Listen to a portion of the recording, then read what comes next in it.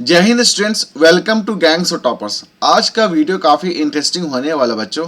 आज के इस क्लास में हम लोग measurement of time and simple pendulum, ये जो टॉपिक है इसके जितने भी न्यूमेरिकल होंगे हम लोग इस क्लास में सॉल्व करने वाले हैं। बच्चों, न्यूमेरिकल स्टार्ट करने से पहले कुछ हम लोग इंपॉर्टेंट फार्मूलाज लेंगे जो कि हम लोग न्यूमेरिकल में अप्लाई करेंगे। पहले कुछ इंपॉर्टेंट क्वेश्चन कॉन्सेप्ट देख लेते हैं जो कि हम लोग इसमें अप्लाई करेंगे। पहला कॉन्सेप्ट है कि जो जैसे कि हम लोग देखें कि टाइम पीरियड होता है, ठीक है। जो टाइम पीरियड क्या, पहले समझो टाइम पीरियड क्या होता है। टाइम पीरियड होता है that is the total time taken to complete one oscillation. Means अगर ये हमारा पेंडुलम है, suppose this is my pendulum, ये हमारा मेन पोजीशन हो जाएगा, this is the mean position, okay. उसके बाद हमारा यहाँ पे एक एक्सट्रीम पोजीशन आएगा, सिमिलरली एक हमारा इस साइड भी हमारा एक एक्सट्रीम पोजीशन आएगा। सपोज मान लेते ये हमारा मेन पोजीशन ओ से इंडिकेट कर रहे हैं, extreme position that is A and last on the this side that is B. तो ये जो एक्सट्रीम पोजीशन ए हुआ एंड ये जो एक्सट्रीम बी पोजीशन हुआ, सपोज हमारा पहला मेन पोजीशन से पहला एक्सट्रीम पोजीशन ए आया, ठीक है। तो ओ से पहले कहाँ गया, डेट इज ए पे गया, ठीक है। अगेन ए के बाद कहाँ जाएगा, ओ के पास जाएगा। ओ के बाद किसके पास जाएगा, बी के पास जाएगा। बी के बाद किसके पास जाएगा, डेट इज ओ के पास जाएगा। मीन्स ये जो ओ से ए गया, ठीक है, फिर हमारा ए से ओ गया, अगेन फिर ओ से बी गया और फिर अगेन ओ बी से ओ गया। तो ये जो चार ऑसिलेशन हो रहा है ना, हमारा पहला इधर से गया फिर इस साइड से इधर गया, तो ये पूरा कंप्लीट ऑसिलेशन, इसको बोलते हैं वन कंप्लीट ऑसिलेशन। क्या बोलेंगे, वन कंप्लीट ऑसिलेशन,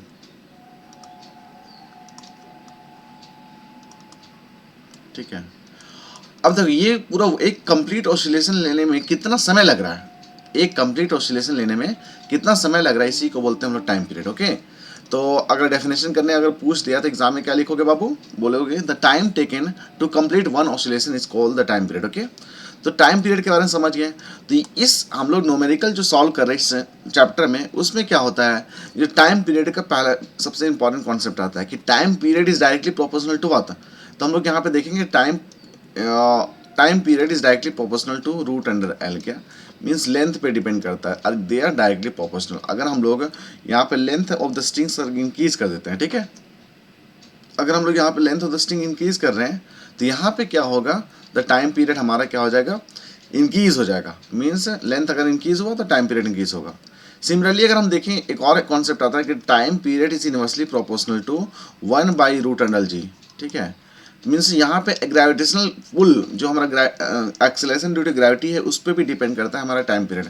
इसका सबसे बेस्ट एग्जांपल अगर दिया जाए तो सबसे बेस्ट एग्जांपल देखिए, सपोज यहाँ पे अगर हमारा एक पेंडुलम था, ठीक है, एक ही हमारा पेंडुलम है and this is on the surface of the earth, okay, this is on the surface of the earth. Again हमारा एक और पेंडुलम है that is on the surface of the moon.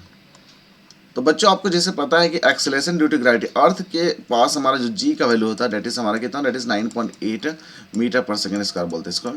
वहीं जो मून का जो जी होता है that is g of the moon equal to कितना होता है, that is g of the earth divided by 6, mean g/6 होता है, ठीक है। जब इसका वैल्यू निकालिएगा तो आएगा डेट इज 1.67 मीटर पर सेकेंड स्क्वायर, ठीक है। अब देखिए बच्चों, इसको कॉन्सेप्ट समझिए, यहाँ पे बोलना क्या चाह रहे हैं। यहाँ पे मान लिया आपके पास एक पेंडुलम दिया हुआ है, ठीक है। अब इसको क्या कर रहे हैं, इसको अगर अर्थ के ऊपर रखें तो ये क्या होगा कि यहाँ पे इसका एक्सट्रीम पोजीशन जाएगा। अब यहाँ पे एक्सेलरेशन ड्यू टू ग्रेविटी ज़्यादा है, मीन जी का वैल्यू अगर ज़्यादा होगा, देखिए जी का वैल्यू ज़्यादा होगा तो इसका पुल तो ज़्यादा होगा ना, इसका पुल ज़्यादा होगा। मीन्स यहाँ से यहाँ तक जो टाइम पीरियड लेगा, यहाँ से यहाँ तक जो समय ले रहा है, suppose this is the position A and this is the position B. तो हम लोग क्या किए, पहला ये ओ पोजीशन पे हमारा मेन पोजीशन पे हमारा बॉब था, इसको हम लोग क्या किया, एक्सट्रीम पोजीशन पे ला लिया। पर this pendulum is kept on the surface of the moon. Since हमारे यहाँ पे जी ज़्यादा है तो पुल ज़्यादा होगा, तो यहाँ से ए से मतलब ए से लेकर के ओ तक जाने में जो समय लगेगा वो हमारा बहुत कम समय लगेगा, क्योंकि पुल हमारा ज़्यादा है तो तुरंत वहाँ पे मेन पोजीशन पे ला लेगा। सिमिलरली अगर यहाँ पे मून पे देखें, हम लोग मून पे अगर देखें तो इसको अगर इस पोजीशन को हम लोग क्या एक्सट्रीम पोजीशन पे लेके अब इसको छोड़ रहे हैं सपोज, अब इसको छोड़िएगा तो देखिए सिंस हमारा यहाँ ग्रेविटी जेट acceleration due to gravity g का जो पुल है वो कम होगा, तो ये आराम आराम आराम से ये आएगा, ठीक है बच्चों, आप समझ आ रही है क्यों आराम आराम से आ रहा है, क्योंकि यहाँ पे जो पुल है वो कम है। तो अगर पुल कम है तो आराम से आएगा, मीन्स यहाँ जो टाइम पीरियड होगा ज़्यादा होगा एज कम्पेयर टू यहाँ पे जो अर्थ पे जो हमारा ये जो पेंडुलम रखा हुआ है, दैट इज़ यहाँ पे टाइम पीरियड कम होगा। तो यहाँ पे बोल सकते हैं ना कि अगर ग्रेविटेशन जी अगर ज़्यादा है, यहाँ देख सकते हैं जी अगर ज़्यादा है तो टाइम पीरियड कम हो गया, जी यहाँ पे कम है तो टाइम पीरियड हमारा ज़्यादा हो गया। तो this was the concept. Okay, तो यहाँ पे हम लोग देखेंगे एक्सेलरेशन ड्यू टू ग्रेविटी दो फैक्टर पे डिपेंड करता है, that is one is directly depend on the length and that is one is inversely proportional to g. तो इस पर एक फॉर्मूला बन जाता है, that is T is directly proportional to हमारा क्या बोलते हैं रूट अंडर एल बोलते हैं, और T is inversely proportional to 1/रूट अंडर जी। ओके, तो दिस वाज द कॉन्सेप्ट। अगर हम लोग दोनों को कंबाइन करते हैं तो अगर कंबाइन करिए ये फॉर्मूला निकालिएगा तो टी इज कल टू क्या होगा रूट अंडर और directly proportional to root under L/G, और ये हमारा क्या होगा प्रोपोर्शनैलिटी है। ठीक है, अब इस प्रोपोर्शनैलिटी को हटाने के लिए हम लोग एक कांस्टेंट यूज करते हैं, that is called proportionality constant. तो टी इज कल टू क्या आता है final value, that is 2π√L/G। Okay बच्चों, तो दिस वाज द कॉन्सेप्ट। तो यहाँ पे जो टाइम पीरियड का वैल्यू क्या होगा बाबू, इस पे डिपेंड करेगा, that is T is directly proportional to 2π√L/G। अब यहाँ पे एक और कॉन्सेप्ट आता है कि टी किस पे डिपेंड नहीं करता है, टी किस पे डिपेंड नहीं करता है। तो बच्चों यहाँ पे जैसे हम लोग बॉब को इंडिकेट किया था ना, ये बॉब, तो ये जो T is does not depend on the size of the Bob. यहाँ पे पहला देखिए T is does not depend on, यहाँ पे पहले लिख लेता हूँ मैं कि on which factor that is T does not depends.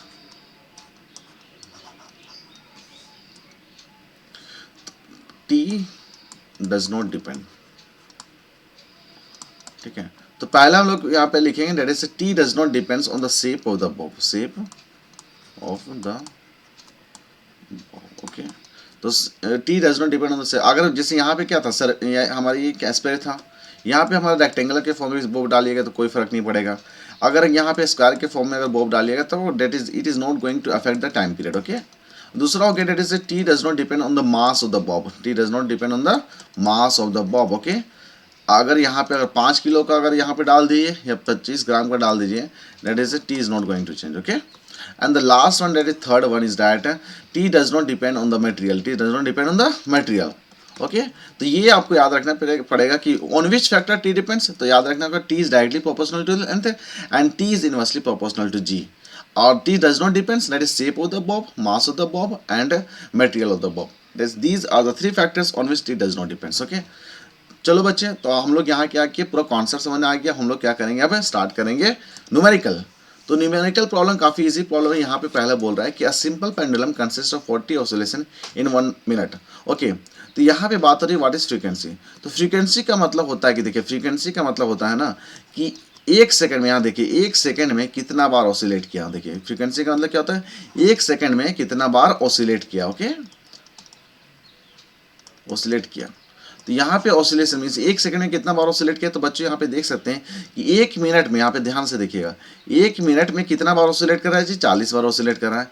तो यहाँ पे 1 मिनट को हम लोग कंसिडर कर सकते हैं ना 60 सेकंड, या yes we can consider 60 second. तो 60 सेकंड में कितना बार ऑसिलेट करेगा, 40 बार ऑसिलेट करेगा। देयरफॉर 1 सेकंड में कितना ऑसिलेट करेगा, डेट इज 40/60 हो जाएगा हमारा। तो इसको काटिएगा तो कितना हो जाएगा, डेट इज 2/3। ओके, यहाँ पे कितना हो जाएगा 2/3, और 2/3 का वैल्यू कितना हो जाता है, डेट इज 0.67। ओके, अब तो यहाँ पे पता चल गया कि 1 सेकंड में कितना बार ऑसिलेट कर रहा है, डेट इज 0.67। तो इसीलिए इसका जो फ्रीक्वेंसी हो जाएगा, फ्रीक्वेंसी इक्वल टू 0.67 पर सेकंड। पर सेकंड मतलब क्या, 1 सेकंड में कितना बार ऑसिलेट किया। तो पहला आंसर हमारा आ चुका है। दूसरा बोल रहा है कि टाइम पीरियड। देखिए टाइम पीरियड, देखिए एक यहाँ पे हमारा एक रिलेशन होता है कि time period equal to 1/f होता है, क्या 1/f। तो ये आपका एक रिलेशन होता है between the time period and the frequency. अगर आपको टाइम पीरियड पता है तो फ्रीक्वेंसी निकाल सकते हैं, फ्रीक्वेंसी पता है तो टाइम पीरियड निकाल सकते हैं। सिंस यहाँ पे हमारा फ्रीक्वेंसी पता है तो हम लोग यहाँ पे टाइम पीरियड निकाल सकते हैं। तो टाइम पीरियड क्या जाएगा, टाइम पीरियड इक्वल टू होता है 1/, फ्रीक्वेंसी का वैल्यू कितना था, दैट इज 2/3। तो यहाँ पे आप लिख दिए डायरेक्टली 2/3। अब इसको सॉल्व करिएगा तो कितना आएगा, 3/2 आ जाएगा। अब फाइनली इसको सॉल्व करिएगा तो कितना आ जाएगा, 1.5 सेकंड। ओके, मीन्स इसका जो टाइम पीरियड है कितना है, that is 1.5 second. Means 1.5 second मतलब 1.5 सेकंड में ये एक बार अपना कंप्लीट ऑसिलेशन करेगा। Okay, this is called the time period. तो हम लोग पहला न्यूमेरिकल सॉल्व कर लिया ना, काफ़ी आसान था। अगला हम लोग क्वेश्चन सॉल्व करते हैं। अगला क्वेश्चन क्या है, अगला टॉपिक बोल रहा है कि the time period of simple pendulum is 2 second. ध्यान से देखिएगा, that is the time period. यहाँ पर टी का वैल्यू दे दिया, T is how much, that is 2 second. Okay, what is this frequency, तो अभी जस्ट देखे कि there is a relationship between the time period and the frequency and that is T equal to 1/f। तो ये हमारा क्या होता है, फॉर्मूला होता है। Now we are going to find the value, और now we are going to find the value of frequency. तो यहाँ पे हम लोग क्या करेंगे, सिंपल सा फ्रीक्वेंसी इक्वल टू क्या हो जाएगा, frequency equal to 1/how much 1/2, 1/2, और 1/2 को अगर इसको सॉल्व करिएगा तो कितना आ जाएगा, दैट इज 0.5 सेकेंड, 0.5 सेकेंड। फिर बोल रहा है कि what is the name, what is the, देखो यहाँ पे ध्यान से, what is the name is given to such pendulum.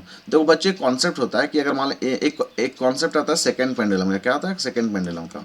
तो सेकंड पेंडुलम का क्या कॉन्सेप्ट है ना, इसका जो टाइम पीरियड होता है, इसका जो टाइम पीरियड होता है वो कितना होता है, 2 सेकेंड होता है बच्चों। तो 2 सेकेंड अगर किसी पेंडुलम का होगा टाइम पीरियड, तो that is going to call as the second pendulum. Okay, तो ये आपका कॉन्सेप्ट हो गया। तो काफी इजी क्वेश्चन था। अगला क्वेश्चन देखिए, अगला क्वेश्चन भी काफी इंटरेस्टिंग क्वेश्चन है। क्वेश्चन बोल रहा है क्या सेकंड पेंडुलम, देखो सेकंड पेंडुलम अगर बोल दिया तो इसका टाइम पीरियड कितना होगा बाबू, that is time period will be as 2 second. तब यहाँ पे सेकंड लिख दिए, सेकंड टाइम पीरियड और second pendulum is how much, 2 second. Now a place where acceleration due to gravity falls to 1/4। तो यहाँ पे बात हो रही है कि यहाँ पे हम लोग केस 1 मान लेंगे, केस 1 मान लीजिए आप सिंपल सा, और यहाँ पे हम लोग क्या करेंगे, केस 2 मानेंगे। ठीक है, यहाँ पे आप केस 2 मान लीजिए, सबसे बेस्ट रहेगा। तो जब केस 1 एंड केस 2 सॉल्व मारेंगे यहाँ पे, तो हम लोग क्या बोलेंगे बाबू, यहाँ पे पहला केस में बोल रहा है कि इस केस में हमारा जो time period of the second pendulum is how much, that is 2 second.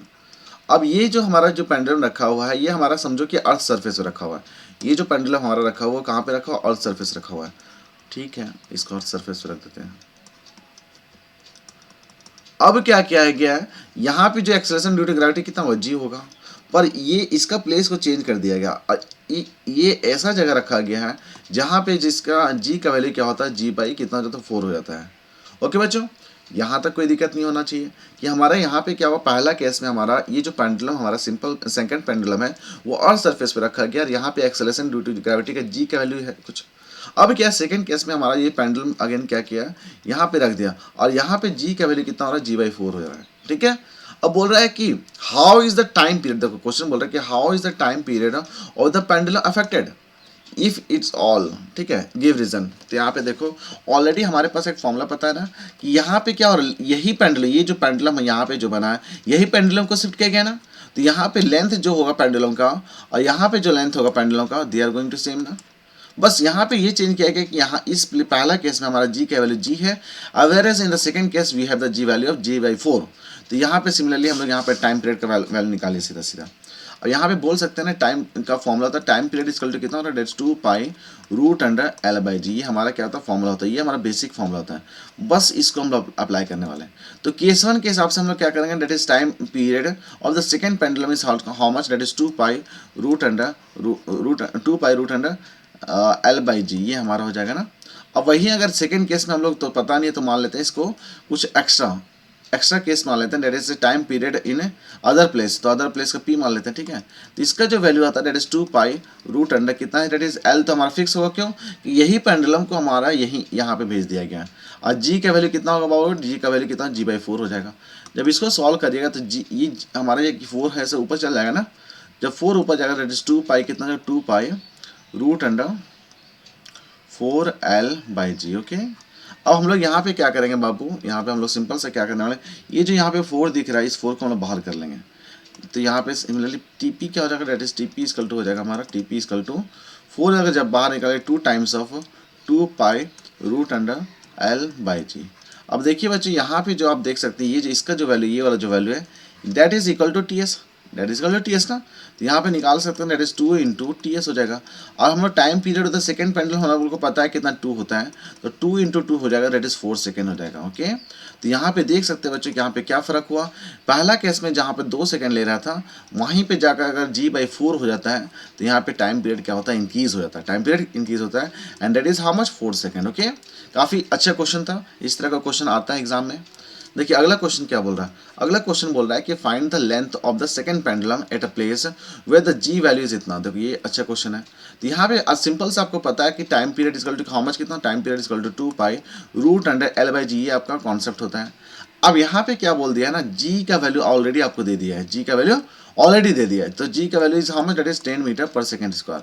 And again at the same time we can find the value of also T, because यहाँ पे सेकंड पेंडुलम की बात हो रही है, तो यहाँ पे इसका टाइम पीरियड कितना होगा, 2 सेकंड होगा। ओके बच्चों, तो यहाँ पे वैल्यू पुट करते हैं, 2 इक्वल टू कितना हो जाएगा, that is 2 pi, okay, root under L by g, g कितना 10 हो जाएगा। हम लोग क्या करेंगे यहाँ पे, सिंपल सा 2 से 2 कट जाएगा हमारा।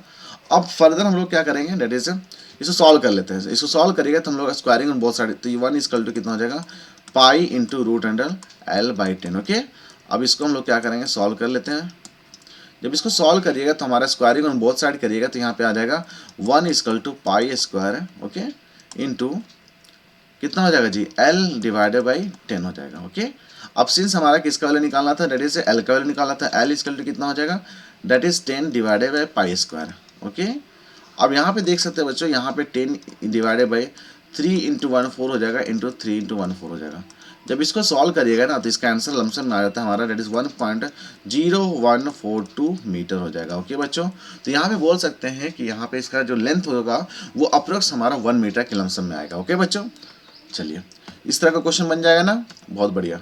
चलिए अगला क्वेश्चन करते हैं। अगला क्वेश्चन भी काफ़ी इंटरेस्टिंग क्वेश्चन है। क्वेश्चन यहाँ बोल रहा है कि compare the time period to 2 pendulum of the length है। तो यहाँ पे मान लेते हैं केस 1 मान लेते हैं, क्योंकि और यहाँ पे हम लोग क्या मान लेते हैं, केस 2 मान लेते हैं। तो इस केस में बोल दिया है कि यहाँ पे क्या किया गया, पहला पेंडुलम हमारा है 1 मीटर लेंथ का है, और दूसरा जो पेंडुलम हमारा है वो हमारा कितना 9 मीटर लेंथ का है। तो यहाँ पे बात हो रही है, और यहाँ पे जब इतनी इन्फॉर्मेशन दिया है तो इतना मान लेंगे कि they are kept on the surface of the earth, ऐसा मान लो। इससे क्या होगा, कन्फ्यूजन नहीं होगा। यहाँ पे भी सरफेस ऑफ द अर्थ पे रखा गया है, यहाँ भी सरफेस ऑफ द अर्थ पे रखा गया, तो यहाँ पे बोल सकते हैं that is g will be same, यहाँ पे जो जी होगा वही हमारा यहाँ पे भी जी होगा। ओके, बहुत बढ़िया। अब हम लोग को पता है कि टाइम पीरियड का फॉर्मूला क्या होता है, time period is 2 pi root under L by g हो ना। यहाँ पे अगेन हम लोग केस 1 लेंगे, मीन्स टाइम ऑफ 1 है। ओके, तो टाइम ऑफ 1 इसका कितना होगा, 2 पाई हो जाएगा रूट अंडर। लेंथ हमारा वैरी करना है ना, पहला लेंथ हमारा कितना 1 मीटर का है, तो आप 1 मीटर लेती है। सिंस हमारा जी सेम है तो जी सेम लेती है। ये पहला केस हो गया, पहला केस का इक्वेशन, पहला इक्वेशन।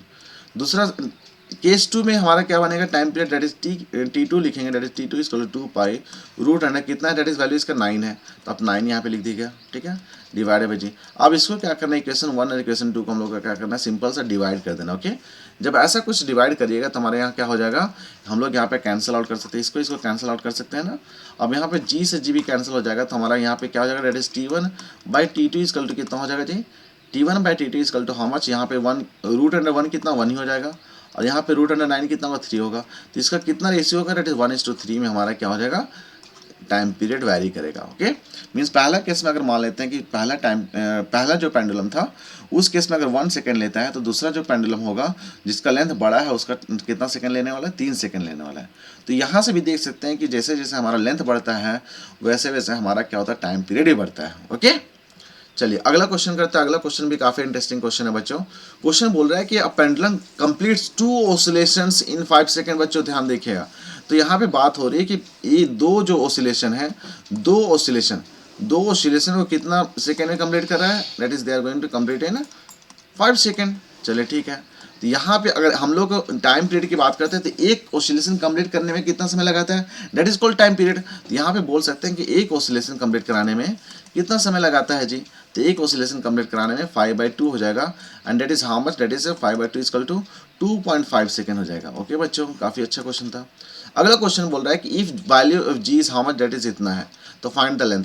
तो जैसे कि हम लोग को पता है फॉर्मूला टाइम पीरियड क्या होता है, that is time period is equal to 2 pi root under L by g, ये आपका फॉर्मूला होता है। ओके बच्चों, जब time period is equal to 2 pi root under L by g होता है, तो यहाँ पे हम लोग ऑलरेडी टाइम पीरियड का वैल्यू पता है, दैट इज 5/2। यहाँ पे लेंथ हमारा नहीं मालूम है, तो लेंथ हम लोग को निकालना है, एंड जी का वैल्यू हम लोग मालूम है, तो जस्ट निकाल सकते हैं यहाँ पे। तो हम लोग यहाँ पे क्या करते हैं ना, पहले स्क्वायरिंग ऑन बोथ साइड कर लेते हैं। ठीक है, जब स्क्वायरिंग ऑन बोथ साइड करिएगा तो टी स्क्वायर हो जाएगा इक्वल टू 4 पाई स्क्वायर हो जाएगा इंटू एल बाई जी होगा। Since we are going to find the value of L, L का वैल्यू निकाल रहे हैं, तो हम लोग क्या करें, एल को एक साइड रख लेंगे, अब बाकी का वेरिएबल्स को उस साइड फेंक देंगे। तो यहाँ पे क्या हो जाएगा, that is T square into g divided by 4 pi square. अब यहाँ पे आपको ऑलरेडी सब इन्फॉर्मेशन पता है, टाइम पीरियड कितना है, that is 2.5 the whole square हो गया है, और जी का वैल्यू ऑलरेडी पता है, दैट इज इंटू कितना, दैट इज 9.8 है, and the whole divided by 4 into 3.14 into 3.14। बच्चों जब इसको सॉल्व करिएगा तो इसका लमसम में जो इसका लेंथ आएगा डेट इज 1.55 मीटर आने वाला है। ओके बच्चों, तो क्वेश्चन काफ़ी इजी था, यहाँ पे सिंपल सा एक ही फॉर्मूला पे बेस्ड है।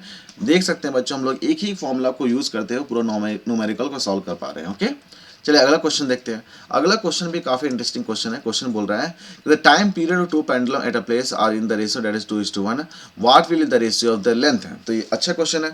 यहाँ पे बात हो रही है कि यहाँ पे जो टाइम पीरियड है, दो पेंडुलम है, मेरा एक पेंडुलम 1 है, ठीक है, और इसका जो टाइम पीरियड दिया हुआ है दैट इज 2x दिया हुआ है, इसको मान लेते हैं ना, और दूसरा जो पेंडुलम है उसका जो टाइम पीरियड है ये हमारा x दिया हुआ है, और इसका रेशियो अगर निकालेंगे तो रेशियो क्या हो जाएगा, that is T1/T2 equal to how much है, दैट इज 2:1, ऐसा समझ लिया, सबसे बेस्ट रहेगा।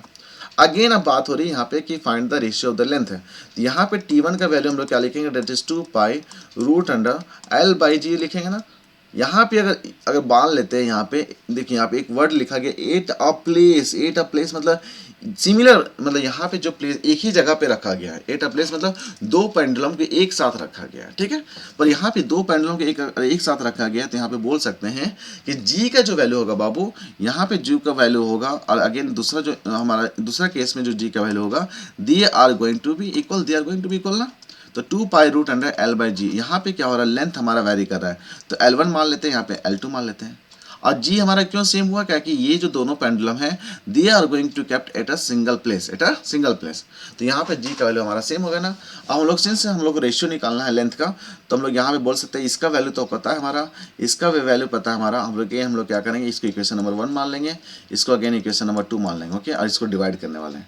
जब इक्वेशन नंबर 1 और इक्वेशन नंबर 2 को हम लोग क्या करेंगे, डिवाइड करेंगे, तो आप देख सकते हैं यहाँ पे क्या आने वाला है,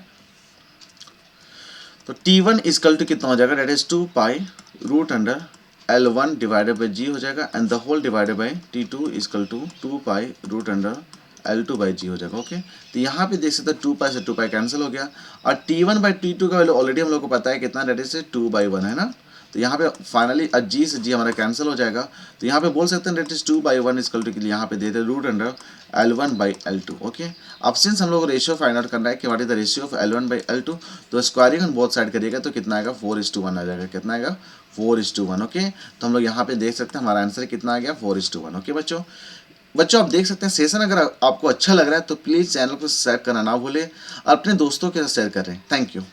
नेक्स्ट अगला क्वेश्चन देखते हैं। अगला क्वेश्चन हमारा काफ़ी इंटरेस्टिंग क्वेश्चन है।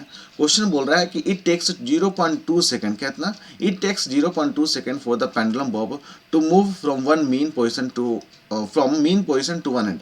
यहाँ पे बात हो रही है कि ये एक हमारे पास एक पेंडुलम है, ठीक है, ये इसका मीन पोजीशन, ये हमारा एक मीन पोजीशन हो गया, ठीक है, मीन से क्या किया, एक्सट्रीम पोजीशन पे गया, यहाँ से यहाँ तक गया, ठीक है, तो मान लेते हैं इसका पोजीशन मान लेते हैं ए मान लेते हैं, इसका पोजीशन बी मान लेते हैं, और दूसरे अदर साइड का जो मीन पोजीशन होगा उसको सी मान लेते हैं। तो इस केस में बोल रहा है कि ये पोजीशन जो ए से लेकर के बी जाने में कितना समय लगा रहा है जी, ए से बी जाने में कितना समय, 0.2 सेकंड लगा रहा है। तो अब आपको क्या करना है, find the time period of the pendulum. तो जैसे ए से बी जाने में हमारा इतना सेकंड ले रहा है, तो बी से ए जाने में कितना समय लेगा, सेम समय लगेगा, बी से ए जाने में हमारा कितना समय लगेगा, डेट इज सेम समय लगेगा, डेट इज 0.2 सेकंड। अगेन यहाँ से अगेन यहाँ पे आ गए, अगेन ए से सी जाने में कितना समय लगेगा, ए से सी जाने में हमारा सेम लगेगा, ए से सी जाने में हमारा अगेन 2 सेकंड लगेगा। अगेन सी से ए जाने में कितना समय लगेगा जी, डेट इज सी से ए जाने में हमारा कितना समय लगेगा, डेट इज 0.2 सेकंड। तो देखिए अब जा करके हमारा एक कंप्लीट ऑसिलेशन हुआ। जब एक कंप्लीट ऑसिलेशन होता है that is called the time period. Okay, तो एक कंप्लीट ऑसिलेशन में कितना समय लेता है, तो यहाँ पे देख सकते हैं, यहाँ पे जब इसको पूरा जोड़िएगा तो कितना आंसर आएगा, डेट इज 0.8 सेकंड। तो यहाँ पे देख सकते हैं इसका जो टाइम पीरियड होगा, ये जो गिवन पेंडुलम है उसका कितना आंसर होगा जी, डेट इज 0.8 सेकंड होगा। ओके बच्चों, अगला क्वेश्चन देखिए। अगला क्वेश्चन भी काफी इंटरेस्टिंग क्वेश्चन है। क्वेश्चन बोल रहा है कि how much time does the Bob of second pendulum, देखो एक सेकंड पेंडुलम का कॉन्सेप्ट दे दिया ना, तो सेकंड पेंडुलम का कॉन्सेप्ट यही बोलता है कि इसका जो टाइम पीरियड होता है वो 2 सेकंड होता है, इसका जो टाइम पीरियड होता है वो क्या होता है जी, 2 सेकंड होता है। ओके, तो मान लेते हैं ये हमारा सेकंड पेंडुलम है, और इसका पोजिशन ए मान लेते हैं, बी मान लेते हैं, सी मान लेते हैं। तो यहाँ पे क्या बोल रहा है ना कि बी से ए जाने में और ए से सी जाने में कितना समय ले रहा है जी, कितना समय ले रहा है, that is how much time does the bob of second pendulum take to move one extreme position of its oscillation to other extreme। मतलब यहाँ पे बोलना चाह रहा है कि बी से ए और ए से सी जाने में कितना समय ले रहा है, ये क्वेश्चन आपको यहाँ पे फाइंड आउट करना है। तो बच्चों आप देख सकते हैं, आपको जैसे पता है कि सेकंड पेंडुलम का जो टाइम पीरियड होता है वो टाइम पीरियड कितना, 2 सेकंड होता है। तो एक कंप्लीट ऑसिलेशन अगर करवाना हमको, यहाँ पे अगर मान लेते हैं बी से ए जाने में, ठीक है, और यहाँ पे बी से ए गया, ए से सी गया, फिर अगेन हमारा क्या करेगा, सी से ए आएगा, ए से बी जाएगा, तो ये जाकर के हमारा एक कंप्लीट ऑसिलेशन हुआ, ठीक है। तो टोटल कंप्लीट ऑसिलेशन हमारा कितना समय ले रहा है, 2 सेकंड ले रहा है।